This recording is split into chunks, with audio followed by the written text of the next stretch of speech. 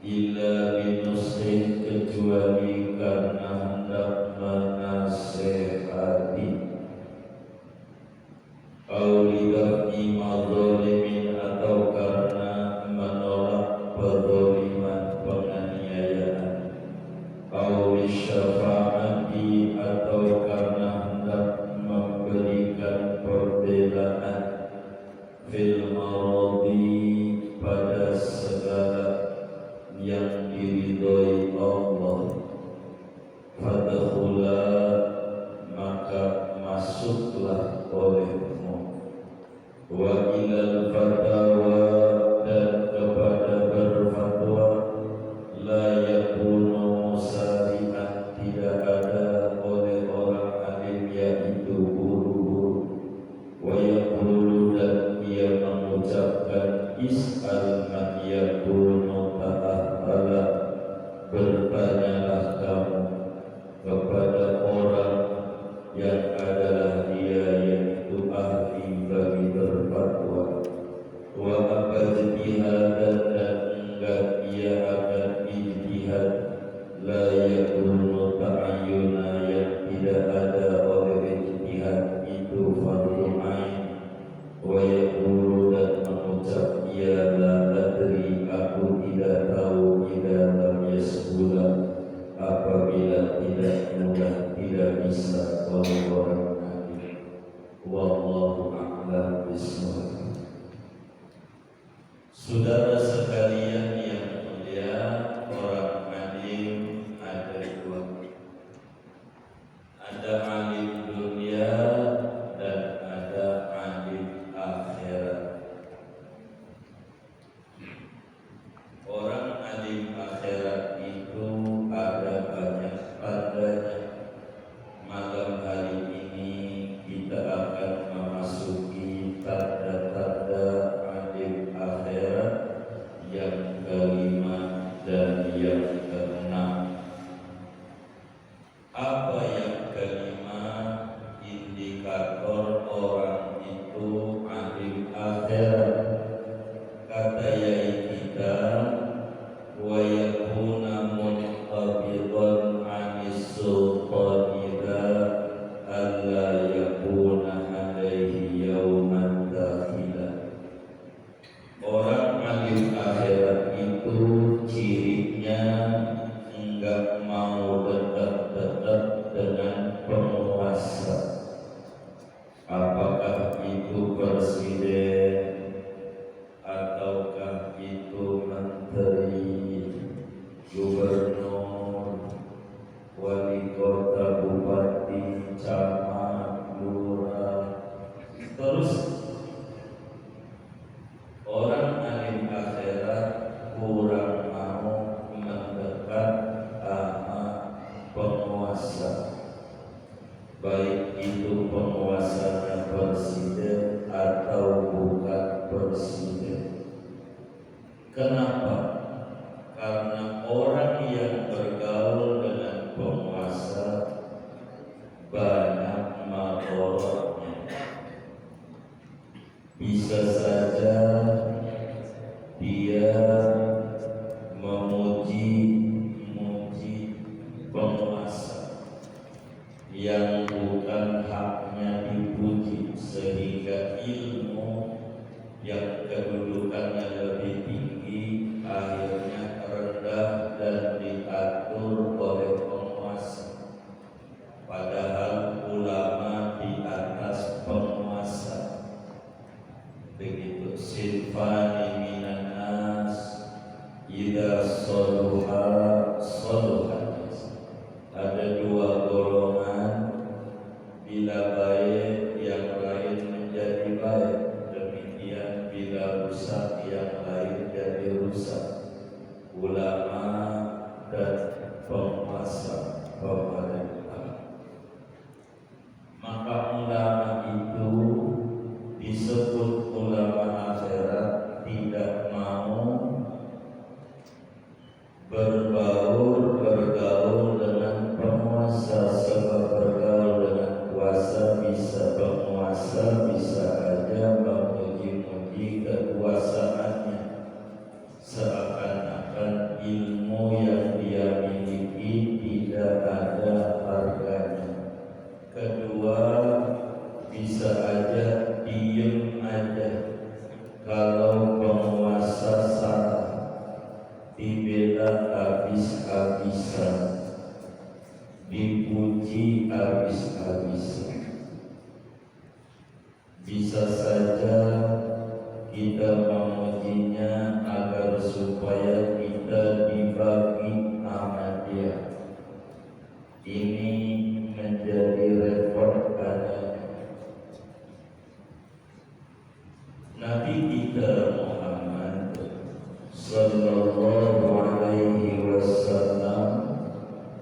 Di dalam satu hadis beliau bersabda, inna fi jahannam wadiyan idza futiha istajarat minhu nar sab'ina marratan. Di neraka jahanam itu ada jurang yang bila dibuka jurang itu, neraka saja minta-minta tolong sama Allah 70 kali dalam sehari. Gara-gara apa? Gara-gara orang alim yang demen datengin pejabat. Itu tempatnya orang alim yang suka mondar-mandir ke rumah pejabat. Ini jadi repot adanya. Apa maksudnya menjauh dari penguasa? Dia enggak mau datang ke penguasa sama sekali, kecuali kalau datang ada 3 alasan yang benar. Ini boleh dia datang ke penguasa. 1, illa dinushi. Kalau dia datang rencananya mau memberi nasihat. Kalaulah dia datang ke rumah penguasa niatnya mau memberikan nasihat, yang tadinya menceng agar lurus, kalau begitu hukumnya boleh. Kalau begitu untuk datang ke penguasa karena pengen memberikan nasihat, daripada penguasa ini, penguasa kebijakanmu ini salah, masa kayu yang jatuh ini potongannya rapi begitu. Ini enggak mungkin kalau enggak tahu kebijakannya ini yang harus dibenerin. Itu begitu. 2, boleh orang alim datang ke penguasa untuk menghindari pedzaliman. Ada orang mau dipenjara padahal orangnya benar. Kita datang ke penguasa, Pak, Bapak itu salah dengar, ini nangkep orang salah. Jadi kalau Bapak nangkep, nantinya Bapak salah di mata Allah, lepasin aja. Itu boleh karena tujuannya benar. 3, boleh datang ke penguasa mau memberikan pertolongan pada urusan-urusan yang ada ridhonya Allah Subhanahu wa ta'ala. Mau nolongin orang, ini enggak apa-apa. Bila mana orang alim datang ke penguasa, 1 dari 3 alasan ini tidak ada kita mengharapkan daripada hartanya, jabatannya, biar pengen memberikan nasihat, pengen memberikan pertolongan orang yang minta tolong, atau pengen menolak kezaliman, maka yang kayak begitu boleh. Sebab jihad yang paling besarnya jihad adalah ngomong yang benar di hadapan penguasa. Jadi penguasa perlu dinasehati biar benar. Itu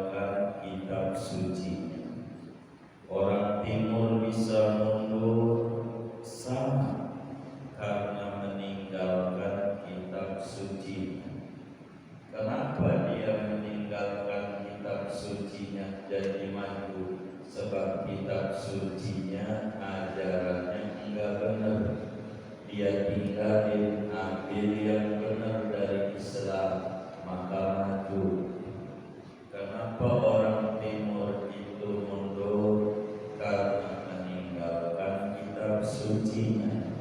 Yang benar ditinggalin, ngambil yang gak benar. Kalau ibarat, kalau hitam-hitam, kalau putih-putih, tidak ada abu-abu. Kalau di Indonesia kurang jelas. Jadi kalau seperti Amerika aja kiblatnya kita orang Indonesia, partai itu cuma dua dari zaman Ibrahim. Partainya ada Republik, ada Demokrat. Kalau Republik pimpin jadi penguasa, yang ngawasin DPR-nya. Demokrat. Kalau Demokrat pimpin, yang ngawasin Republik. Jadi satu jadi pengawas, satu jadi pelaksana. Eksekutif pelaksana, DPR pengawas. Kalau kita enggak, jadi dia pelaksana juga, dia pengawas juga, main pijep-pijepan mata, jadi aja. Jadi undang-undangnya kurang rapi. Begitu karena di luar hitam putih, kita mau ada abu-abu, enggak jelas. Jadi rontok-rontokan pemilunya sampai hari ini masih berasa, diam-diam di grupnya masih berasa. Yang satu jadi wapres, yang satu jadi menko, duduk bareng, ngopi bareng, ketawa-tawa bareng. Begitu dua-duanya nyalon sebelumnya. Jadi akhirnya jadi satu, enggak jelas. Kalau begitu ngapa ada pemilu saya duitnya? Mendingan dibagi-bagi di cendol begitu. Jadi enggak jelas. Jadi ini repot kalau begitu tuh. Jadi kalau yang disebut ulama tuh dalam kajian kita, negara kita, DPR itu kerjaannya nasihatin penguasa, dipanggil sama penguasa tuh, menteri pada DPR bisa nasihati begitu. Kalau kita nggak jelas, jadi rada repot aturannya.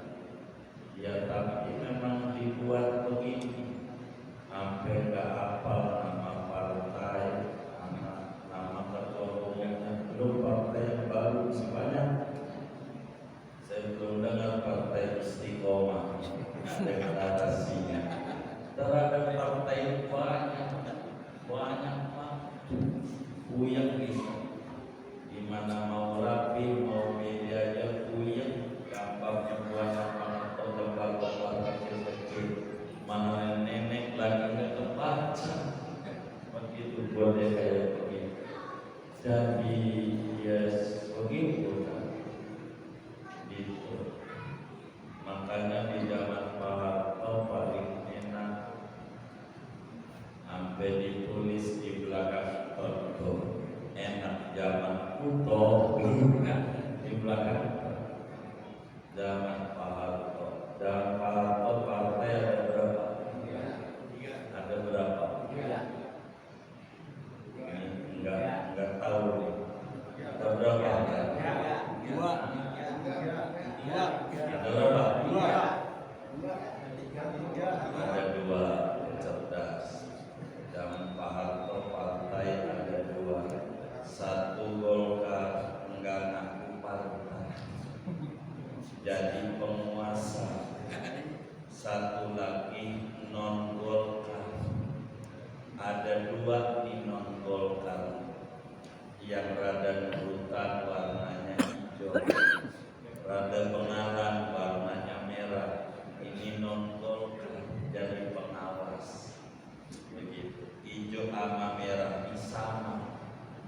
hijau kulitnya, dalamnya merah. Semangka, semangka itu hijau kulitnya, dalamnya merah, dalamnya kulitnya hijau. Hijau merah satu, nongol, jadi gampang itu begitu, kayak begitu.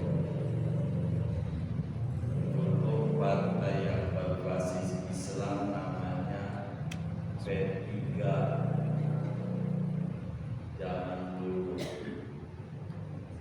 basis Islam. Tujuan P3 itu pengen menyuarakan suara Muslim. Bagus tak? Bagus. Ada satu. Sekarang banyak yang pengen menyuarakan suara Muslim di luar P3. Ada PKB, ada PKS, ada PAN.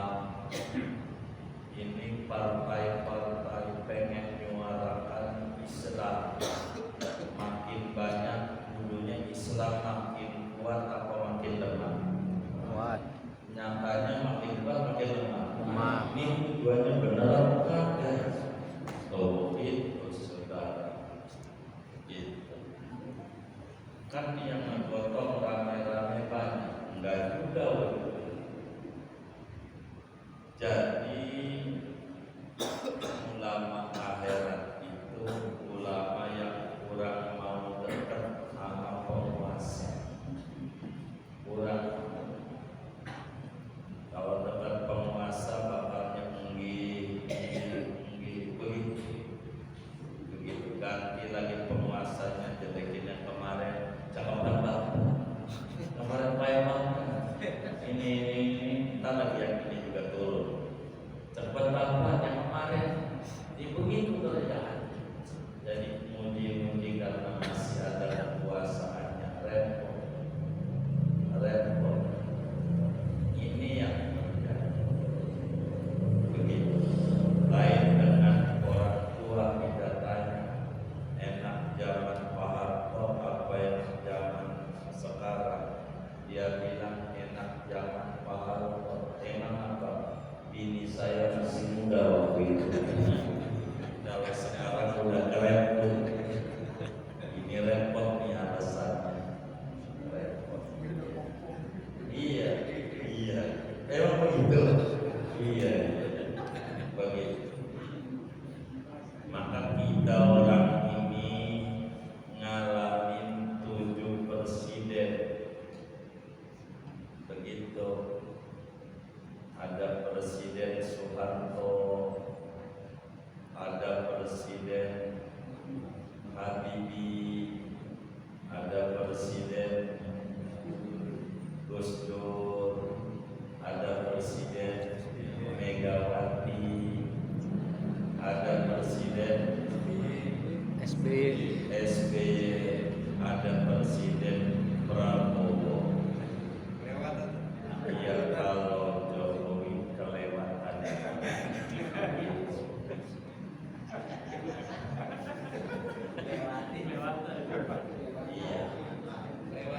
kalau Presiden Jokowi kelewatan.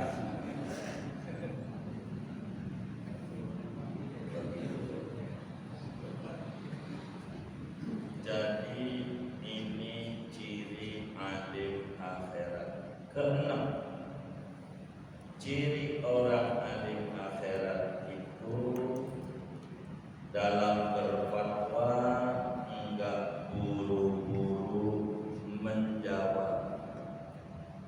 Kalau ditanya dipikirin dulu, enggak langsung dijawab. Pertanyaan tuh biar matang dulu. Apa yang dimaksud orang nanya, dipikirin.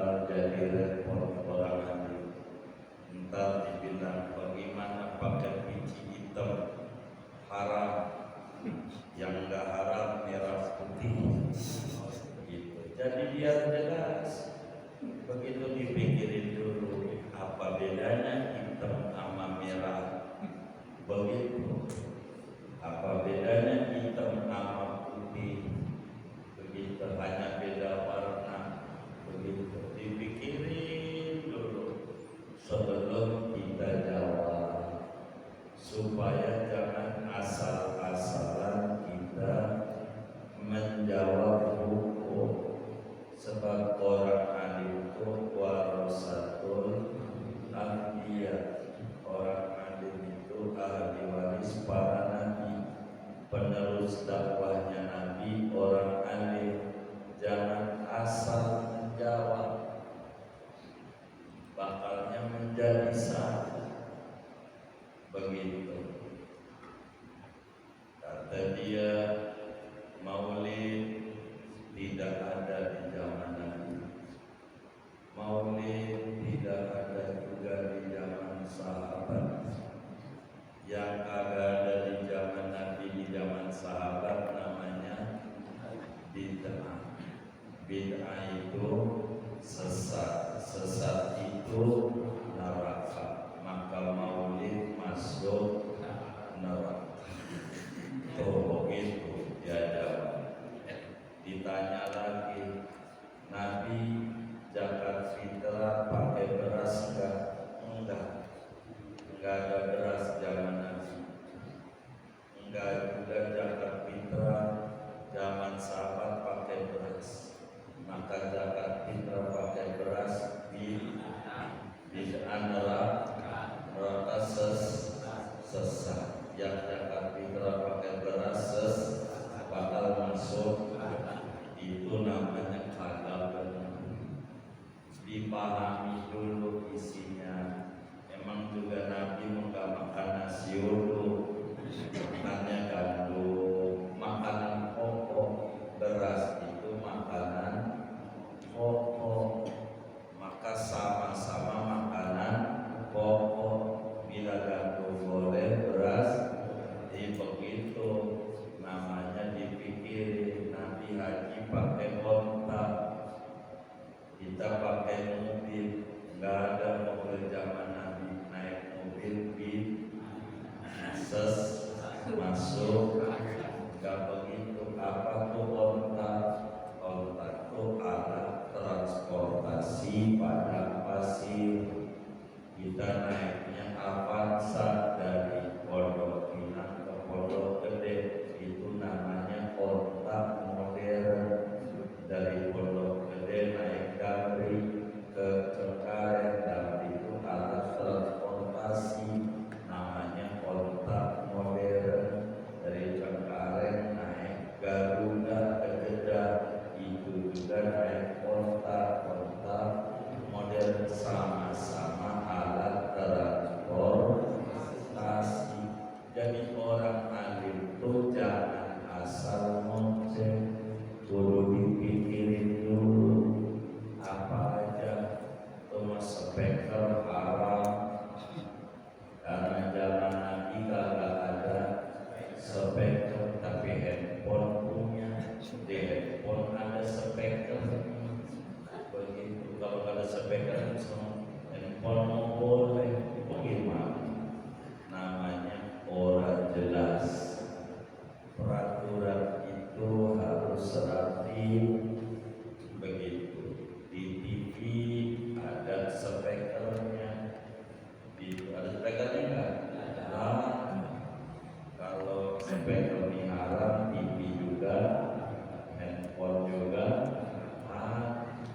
Begitu.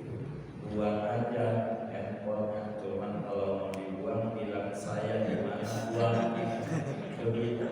Karena saya mau pungut. Begitu. Lumayan dibawa di kolong bayoran kayak melaku. Kan begitu ya. Iya. Jadi hukum itu jangan asal-asal. Orang alim tidak boleh buru-buru berfatwa. Bila ditanya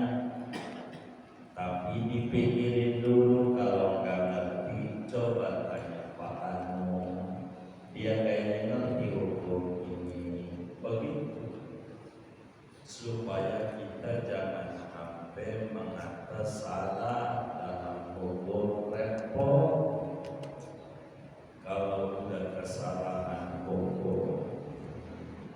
Kudu hati-hati dalam fatwa, enggak boleh ngegampangin. Itu tugas orang alim. Kalau nggak tahu, ya jawab saya nggak tahu. Kalau tahu ya jawab tahu. Dulu kata Malim Syariah rahimahullah, tahun 2000 Malim disuruh ngajar aja. Nanti dibuka ruang tanya jawabnya. Terus kalau ditanya jamaahnya jawab aja. Terus Malim kalau nggak bisa jawab juga. Jawabnya gimana? Saya nggak bisa.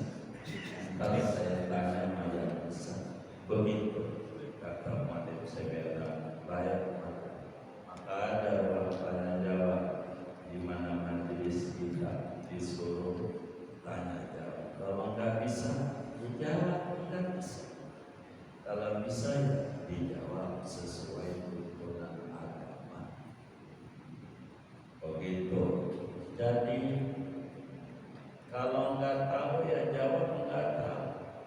Kalau tahu ya jawab tahu.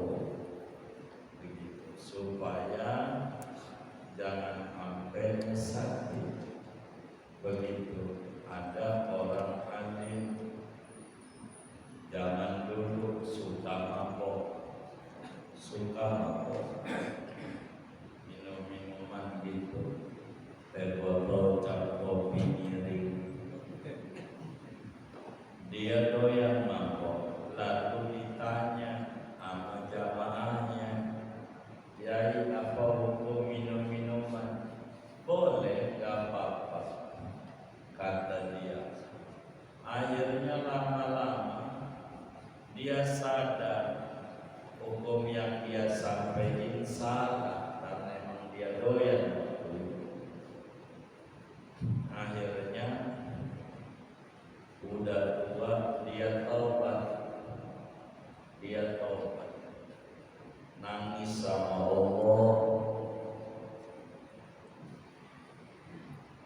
pengen banget dapat jawaban daripada pertaubatannya bahwa taubatnya dia diterima Allah.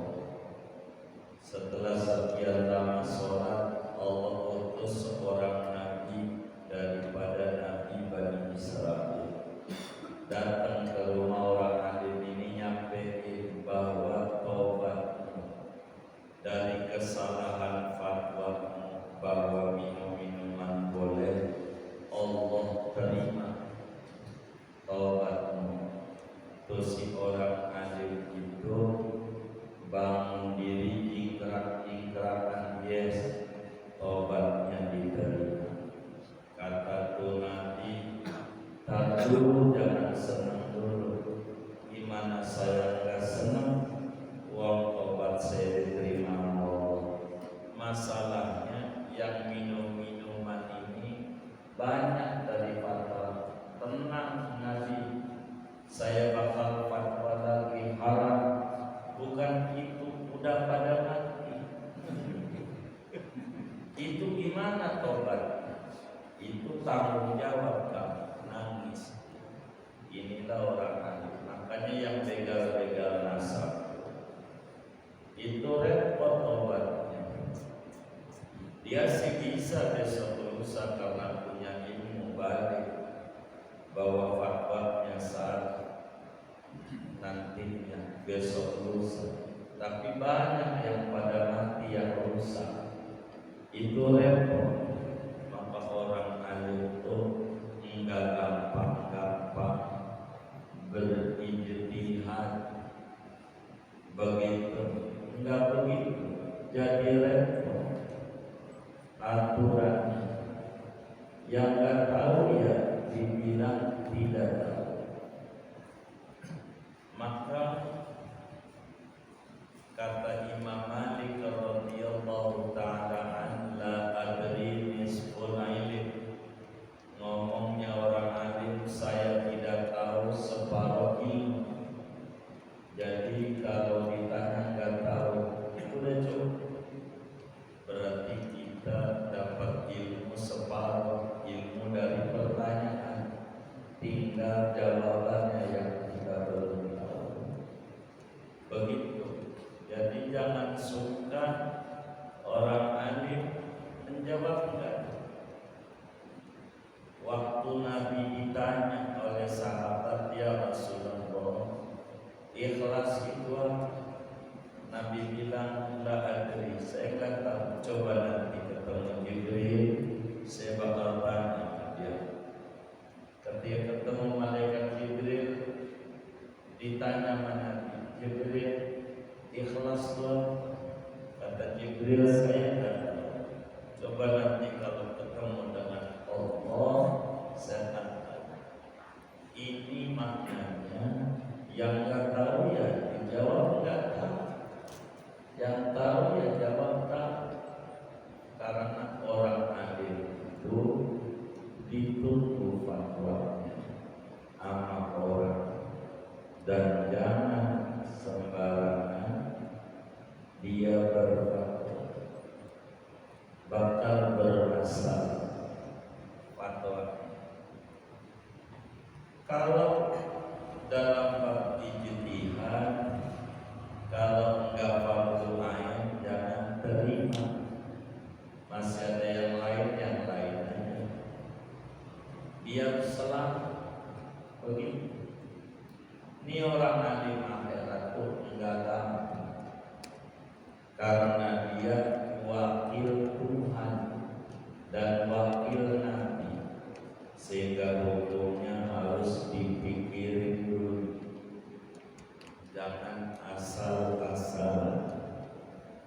Ini orang alim kudu berupaya. Fatwa enggak boleh sembarang fatwa. Itulah orangnya. Kalau tahu ya dijawab, kalau enggak tahu ya dijawab saya enggak tahu. Ini diatur oleh agama. Bahkan dalam satu riwayat, Imam Malik radhiyallahu ta'ala diajukan pertanyaan 100, yang dijawab 10, yang 90 dijawab saya tidak tahu. Saya tidak tahu. Jadi enggak boleh orang alim asal-asal. Sekarang ini zaman dunia medsos, rada repot. Kita itu harus datang duduk di majelis ilmu biar kita tidak salah di dalam menghukumi sesuatu. Ini akhir zaman, sehingga kita perlu ngaji biar kita nggak salah dalam ibadah. Begitu ditanya, bagaimana lagi puasa ngerokok? Enggak apa-apa, enggak nyanyi. Kalau begitu kelek kuping juga enggak apa-apa, pakai cotton bud, enggak nyanyi. Begitu, sampai rusak juga kupingnya kencang-kencang. Padahal batal puasa bukan begitu. Apa aja lubang terbukanya dimasukin benda, termasuk merokok, ada nikotinnya, itu membatalkan puasa. Begitu. Orang alim harus dipikirin. Ditanya sama orang, Pak Kiai, siang-siang bulan Ramadan begini, batal nggak puasanya? Taruh dulu. Begini kalau tingkang telunjuk doang sama jempol kagak ada. Yang siang.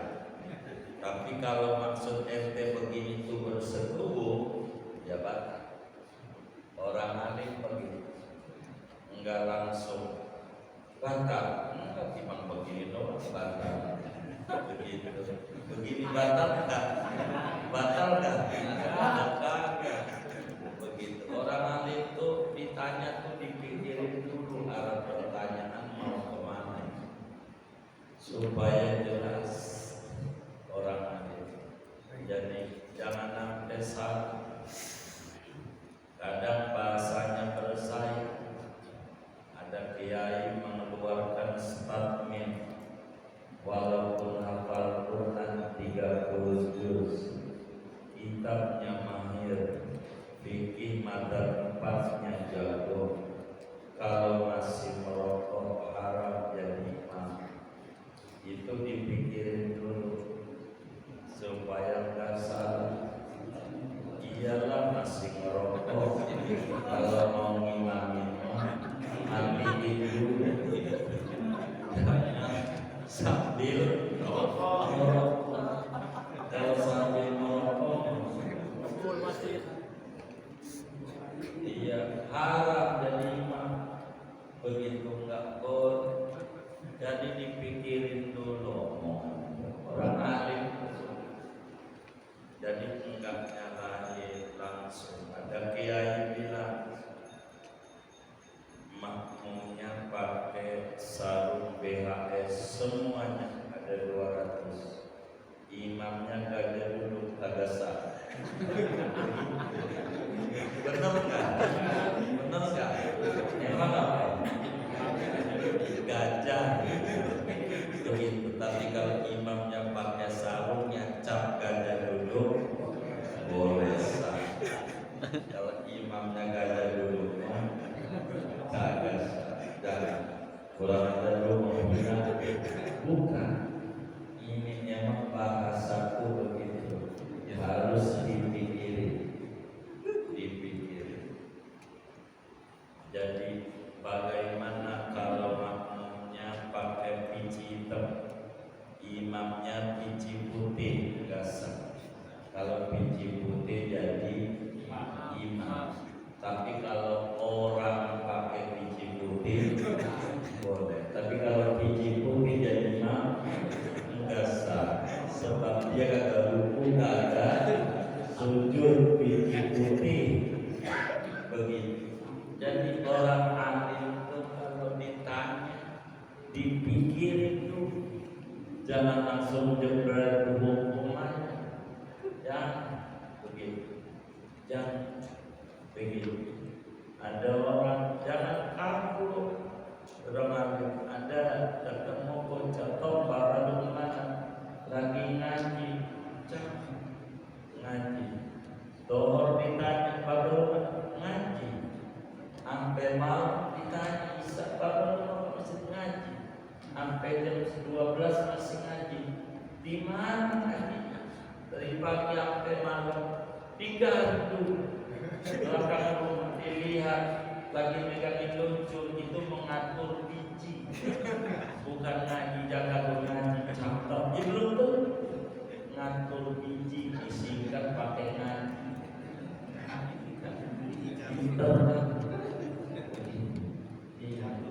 Main catur dikatakan kita, iya ngatur biji. Jadi bahasa itu orang nanya dipikirin orang alim supaya tidak salah, supaya tidak salah di dalam menetapkan hukum.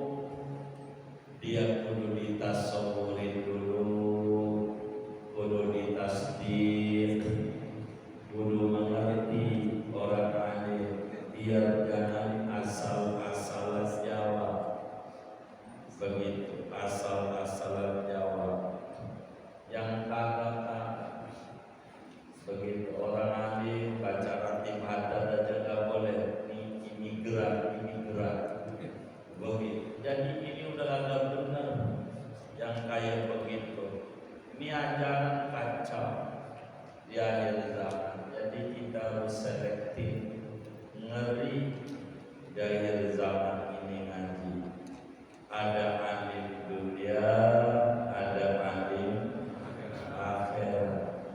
Jangan sampai kebencian kita kepada satu kaum akhirnya menutup seluruh kebenaran yang ada. Karena bencinya sama orang. Kalau bencinya sama orang, apanya aja salah. Kalau bencinya sama bangsanya, apanya aja salah. Kita jangan, yang kita disuruh benci pemikirannya. Kalau pemikirannya salah, kita benci. Besok benar, kita ikut yang benar. Muslim itu begitu, diatur begitu. Jadi jangan sampai ada satu orang misalnya di Pondok Pinang Maho, lalu kita kata seluruh orang Pondok Pinang tukang Maho, kan enggak benar. Namanya enggak objektif. Jangan yang salahnya diangkat jadi contoh yang benar. Ada muatan apa begitu sehingga menjadi rusak adanya. Ini zaman akhir. Ulama itu harus sifatnya rahmah, kudu sayang. Musibah yang ada terkait-kait asal begitu bagi kita orang awam, kita harus banyak istighfar. Kenapa? Orang alim aja kalau Allah mau cutik meleset bisa, apalagi kita yang awam. Begitu ngeri. Makanya di akhir zaman suruh banyak baca-baca Rabbana la tuzigh qulubana ba'da idh hadaitana wa hab lana min ladunka rahmah innaka antal wahhab. Banyakin itu biar kita jangan terperosok terkesan benar padahal kebenar. Ini di zaman akhir kaya-kayanya benar, ini banyak. Ngeri kita di akhir zaman. Sebab orang alim akhirat ada indikatornya. Keenam, tidak buru-buru berfatwa manakala ditanya, akan tetapi ketika ditanya enggak bisa, tanya kepada yang bisa. Enggak mau berijtihad kalau tidak fardu ain. Ketika ditanya enggak bisa, dia jawab enggak bisa, enggak tahu. Sebab ini cara orang alim jujur pada ilmu. Ini diatur oleh agama. Segini aja.